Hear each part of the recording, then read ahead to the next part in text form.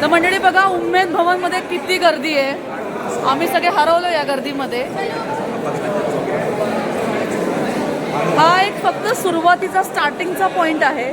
पाठीमागे लेफ्ट आणि राईट साईडला खूप मोठा पसरलेला एरिया आहे. खूप मस्त त्याचं आर्किटेक्चर आहे. परंतु त्याचं त्यांनी हॉटेल म्हणजे खाजगीकरण केलेलं आहे. त्या पूर्ण एरियाला हॉटेलने कॅप्चर केले आणि त्या ठिकाणी हॉटेल बनवलेलं आहे. सो बघण्यासाठी एवढाच एरिया आपल्याला अवेलेबल आहे. आपण बाहेर जाऊन पण थोडंसं एक्सप्लोर करू. चला, तोपर्यंत माझ्यासोबत माझी गँग आहे बघा. चलो मंडळी, फक्त हाय करा. येस, आ जाओ. मंडळी बघा इकडे कसा लोंढा आहे. सगळे महाराष्ट्रीयन, नाशिक, सातारा, कोल्हापूर, औरंगाबाद, बारामती सगळे लोक आम्हाला इकडे भेटलेले आहेत. आणि इकडे 6 रूम्स आहेत ज्या आता बघायच्यात. बघूयात, गर्दीला कापत कापत पुढे पुढे जाऊ आपण.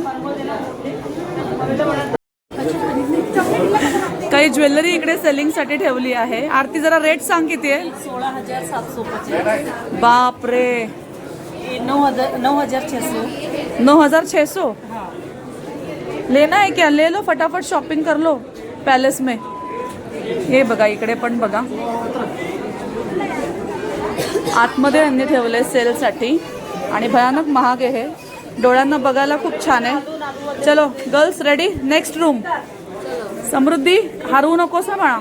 चलो नेक्स्ट रूम. मंडळी अशा बघा, इकडे या राजा महाराजांची वंशावळ लावलेली आहे. आणि इकडे सिद्धीचं बघा काय तर. सिद्धी, व्हॉट इज खजाना मिल गया क्या सिद्धी?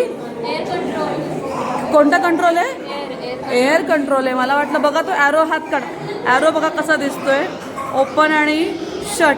मला वाटलं काय खजाना आतमध्ये काय छुपी बॉल वगैरे आहे की काय. चला.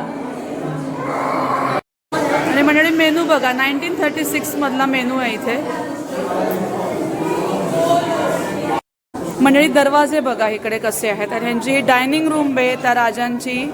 आणि तिथले सगळे हे ॲस्थेटिक वस्तू बघा, त्यांनी मस्तपैकी आपल्याला बघण्यासाठी अरेंज करून ठेवलेल्या आहेत.